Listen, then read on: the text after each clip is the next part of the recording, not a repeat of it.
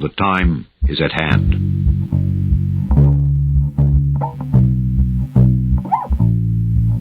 The elusive dog-like creature attacks livestock, bleeding them dry of blood.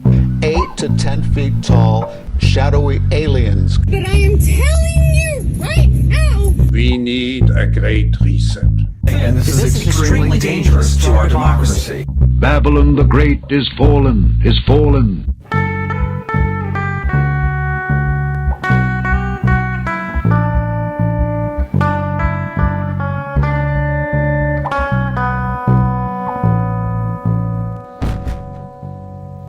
Welcome to In Dark Places. I'm your Huckleberry, Junebug Fugit. Hope you guys are surviving the climate change. I saw a good meme the other day. Do you like the memes? I like the memes. It said, when I was a kid, they called climate change seasons. Well, my toe is finally healing up from breaking it there about a month ago. I'm all kind of normal again. But on July 8th, I was working out in the garden and sprained my wrist. So yeah, I'm officially old and falling apart. How you doing?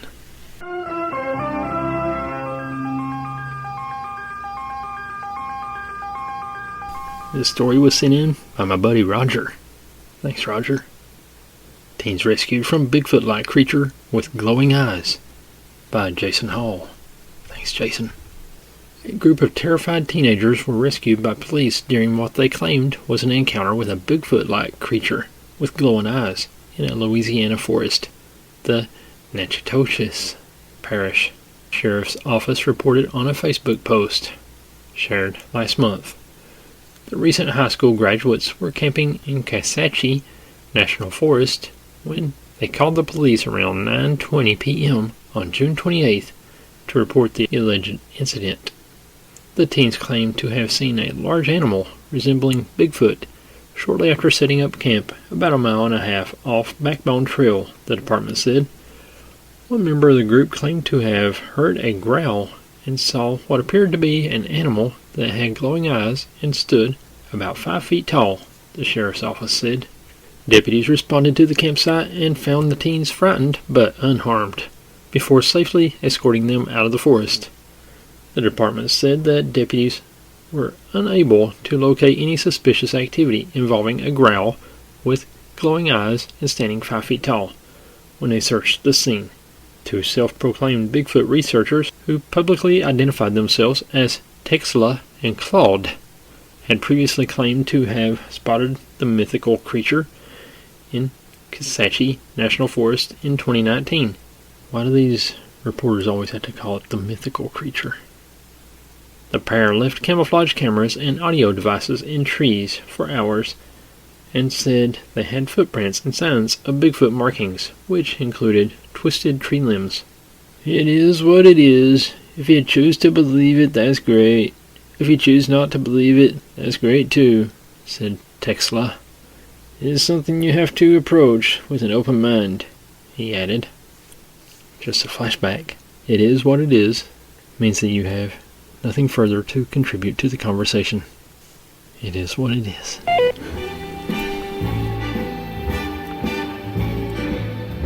Eyewitness claims they saw an alien abduction in upstate New York. Grab your tinfoil hat, peoples! According to the alleged eyewitness, two women were walking down Stone Schoolhouse Road in Lake George when two white cubes appeared, took them up into the sky, and disappeared. The sighting, which allegedly happened on May 28th, was reported 2 days later to New Fork, a non-governmental, non-profit corporation registered in Washington State that documents UFO, UAP sightings and alleged alien contacts. The report states that after the two white cubes appeared, the hovering craft took one person up and then the other. The witness claims that they both floated up into the sky and disappeared. And this is the quote from that New Fork people. Two women were walking in front of 9 Stone Schoolhouse Road two white cubes appeared and took one person up and then the other person up. They both floated up into the sky and disappeared. This was sighted from approximately 50 yards away by a 10-year-old girl while walking her dog. Based upon the report, the eyewitness claims that they were about 50 yards away from the abduction, and that it was also seen by one other person. This was sighted from approximately 50 yards. We already got that. The dog was even looking at the event as it happened. The girl noticed the dog watching, and then she looked over. And here's some details about the alleged encounter. Location, Lake George, New York. Location details on the road. Shape, cube. Color, white. Estimated size, human size. Viewed from the land. Direction from viewer, straight ahead. Closest distance, 50 yards. Estimated speed, not that fast. And characteristics, animals reacted.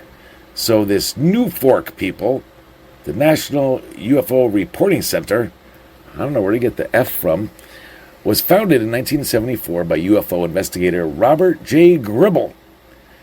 Over the past 5 decades, the center's primary function has been to receive, record, and to the most significant degree, corroborate and document reports from individuals who have witnessed unusual, possibly UFO-related events.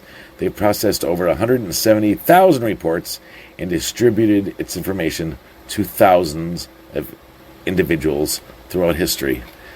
Now, I'm going back to see if I read this correctly. Is it New Fork or New Orc? No, New Fork, N-U-F-O-R-C. Anyways, there's one of your stories for the week. Now, back to Junebug in Dark Places. Let me play among the stars. Missouri deputies pull over vehicle resembling a UFO out of this world. By Ashley DeMella. Thanks, Ashley. Officers in Crawford County, Missouri encountered something out of this world when a unique vehicle caught their attention. Deputies pulled over a spaceship-like vehicle during a traffic stop on the interstate.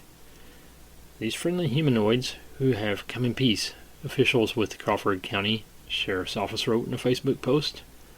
The space car was headed to Roswell, New Mexico, through Crawford County for a festival on Friday evening, according to the post. The vehicle was spotted committing a lane violation. It also had an expired license plate from Indiana, according to the Sheriff's Office. With the wind traffic of the interstate plus the size and aerodynamics of his vehicle, he understood that a potential for lane violations existed. Public Information Officer and Under Sheriff Major Adam Carnell said in an email to In Dark Places, the driver was provided with a written warning for the violations. Officers were able to snap a few photos of the traveling UFO. Given the good nature of the driver and the interesting nature of the vehicle, we opted to provide a fun social media post for our community. It was a great interaction, and we wished him safe travels to his destination, said Colonel. The post garnered more than 12,000 reactions on Facebook, with users marveling about the rare sight. Update. UFO-looking vehicle pulled over again, this time in Oklahoma, by Ashley DeMilla. Thanks again, Ashley. A spaceship-like vehicle reportedly heading to a festival in New Mexico was pulled over for at least a second time.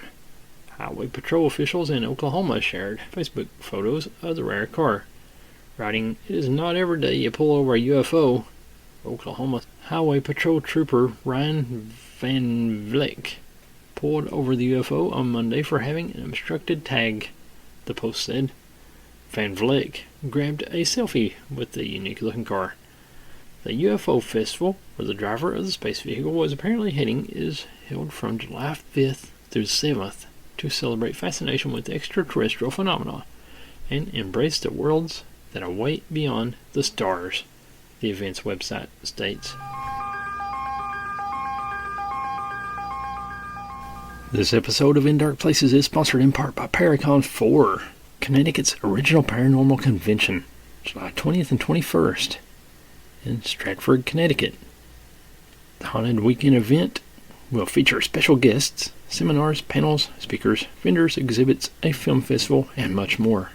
Featuring Andy Andrews, Kenneth Drake, Lauren Robbins, Dave Giuliano, Larissa Rex, Carl Johnson, Dan Sturgis, Scott Allen, the Presidium Warriors, Kathy Nadel, Lauren and Danny Radical, Adam Begin, shout out Adam, and one Jimmy Pettinito, Mr. Haunted. Advanced general admission is $19.99 in advance, $25 a day of the show. There are limited numbers of advanced VIP admissions at $29.99 in advance. Early admission at 11 a.m. For further information, call 203-795-4737 or email ctparacon@gmail.com. Paracon4. Be there or be square. This week on the show, the Indigo Children.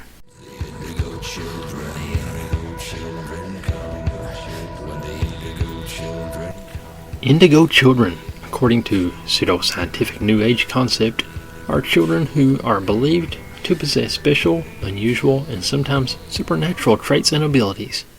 The idea is based on concepts developed in the 70s by Nancy Ann Tape, who wrote that she had been noticing indigo children beginning in the late 60s. Her ideas were further developed by Lee Carroll and Jan Tober.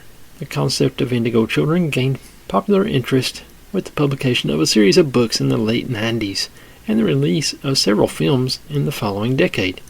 A variety of books, conferences, and related materials have been created surrounding belief in the idea of indigo children and their nature and abilities. The interpretations of these beliefs range from their being the next stage in human evolution to the belief that they are more empathic and creative than their peers. No scientific studies give credibility to the existence of indigo children or their traits.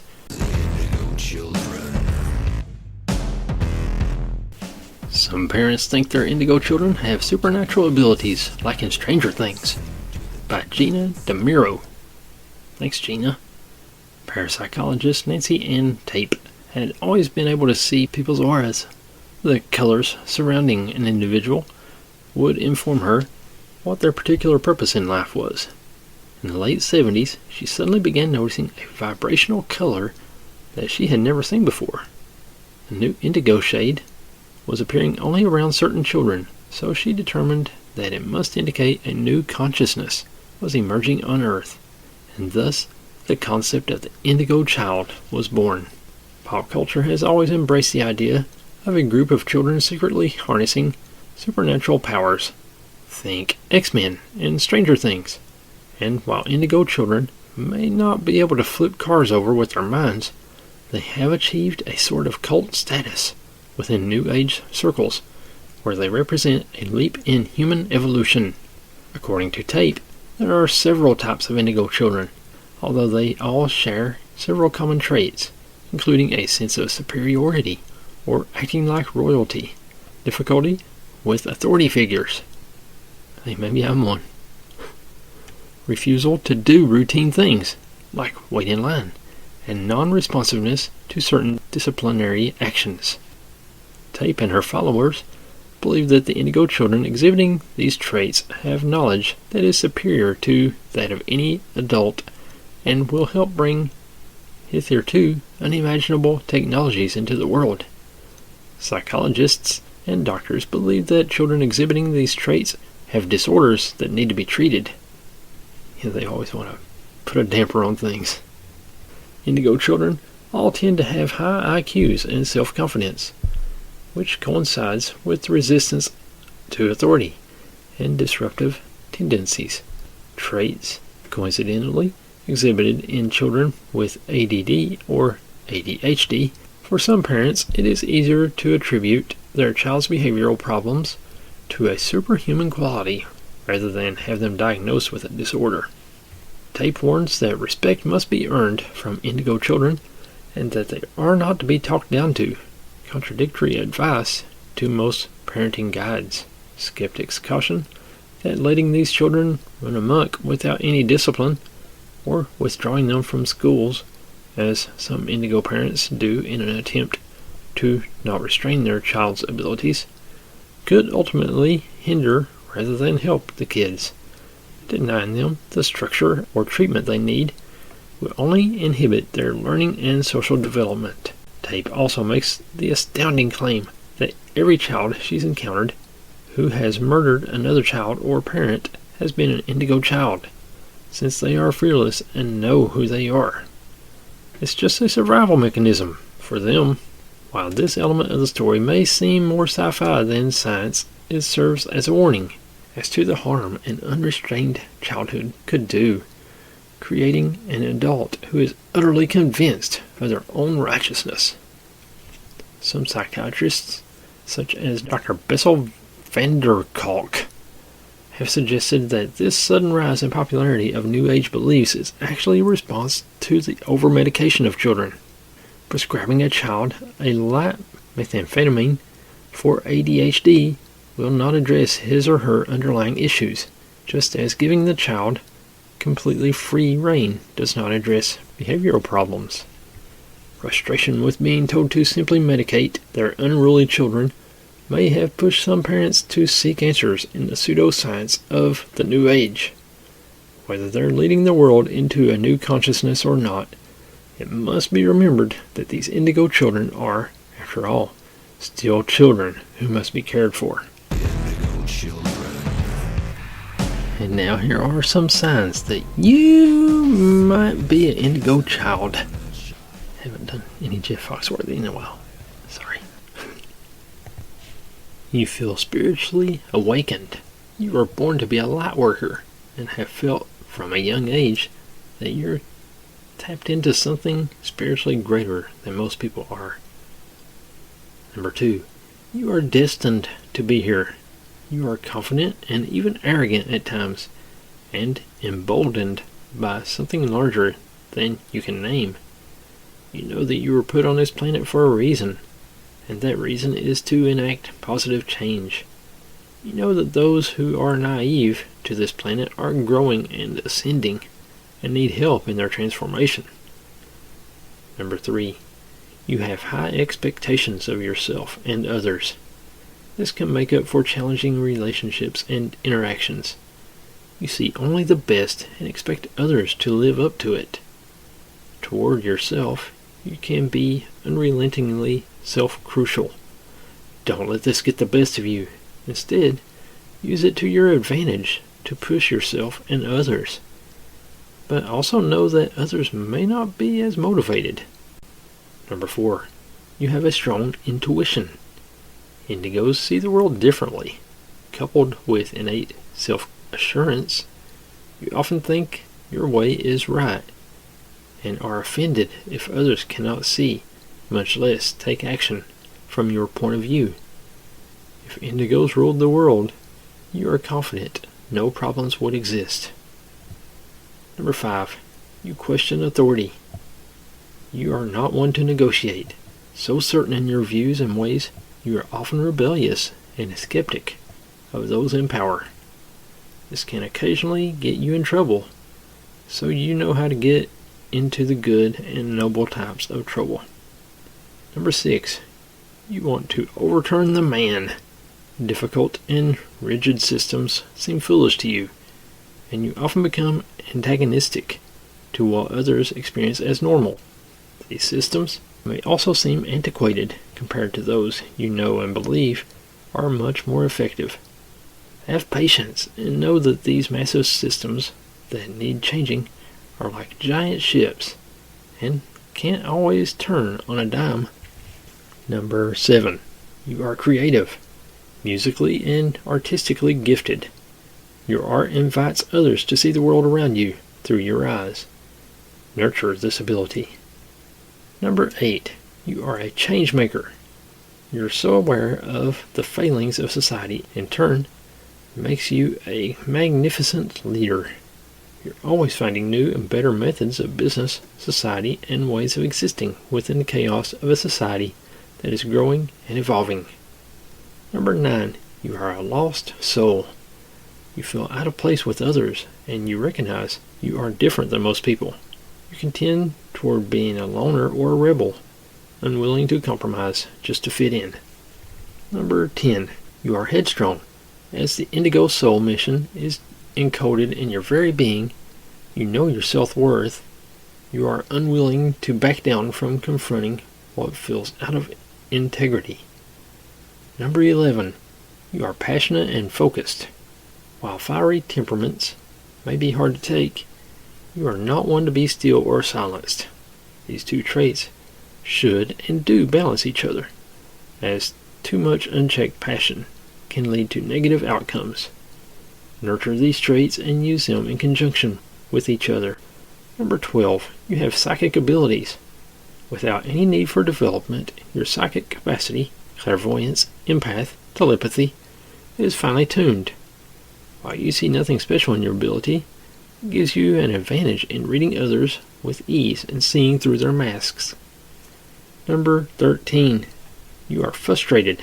Coupled with their big picture vision and restless soul drive for change, you become easily frustrated with society and others who are not shifting quickly enough. Patience is something that should be developed. Doreen Vircher, a well-known psychic, also described several other characteristics of Indigo Children in 2001. Strong-willed, an old soul, independent and proud, wavers between low self-esteem and grandiosity, bores easily, prone to restless sleep, looks for deep and lasting friendships, and easily bonds with plants or animals. Hey, I don't know, I think I've got this.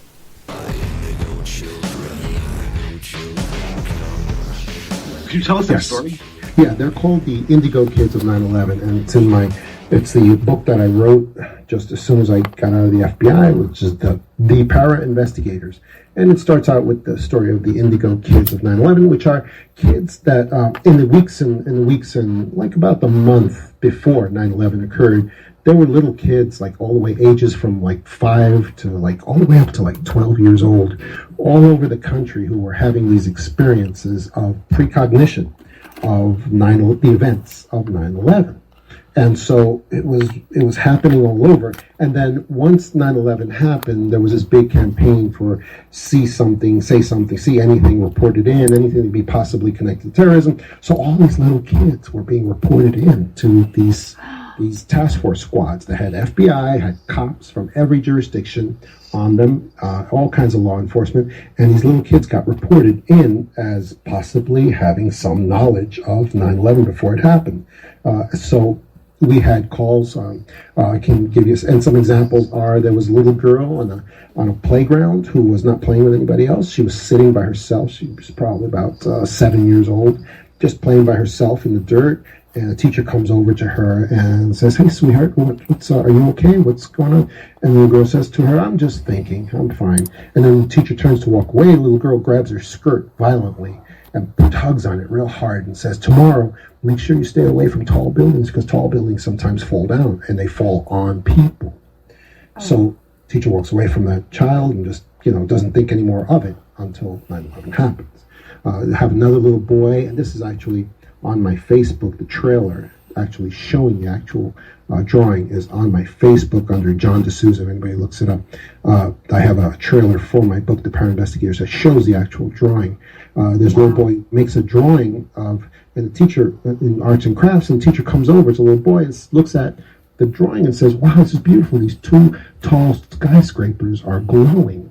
And it looks like there's angels flying out with red wings flying out of the buildings. Where are they flying to?" And the little boy tells her, "Those buildings aren't glowing, they're on fire." And she says, "Those are not angels, those are people who are on fire, and they're jumping out of the buildings." So the teacher walks away from that child and just thinks, chalks it up to too much sugar until 9/11 happens. And then, it's a different story. Wow. And that child gets reported in. There's another little boy who didn't get any sleep the night before. He's on the school bus being delivered to school. He's still on the bus, last child on the bus, because he's fallen asleep. And so the bus driver goes back to wake him up, and child wakes up screaming, and he's screaming about that there's a building on fire and people are being burned alive. And then the bus driver, just wakes the child up and ask the child about the dream. The child barely remembers what he was just saying. Anyway, doesn't think anything of it until 9/11 happens, and then the bus driver, of course, reports that in. So that's the Indigo kids of 9/11, who all had to be interviewed, by the way, with no discretion for any possible connection to terrorism for their families. And in each case, it was found that there was no connection. There were background checks on the families, and there was the children were interviewed by these big strapping law enforcement guys with guns, and they may have felt silly doing it, but they had to do it. We had no discretion on those interviews. They had to be done. So those are the Indigo kids of 9/11, and it occurred all over the country, in all the jurisdictions.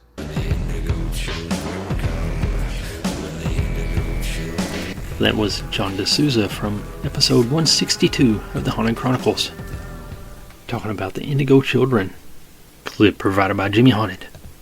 The Haunted Chronicles, copyright 2017, all rights reserved. And that's about all the show for this week. We are woefully out of time. Thanks for listening. Thanks as always, Jimmy Haunted. And thanks John DeSouza. We gotta get that guy on the show sometime. Crazy work schedule and stuff though. I don't know. We'll see you again right here next week. God bless you.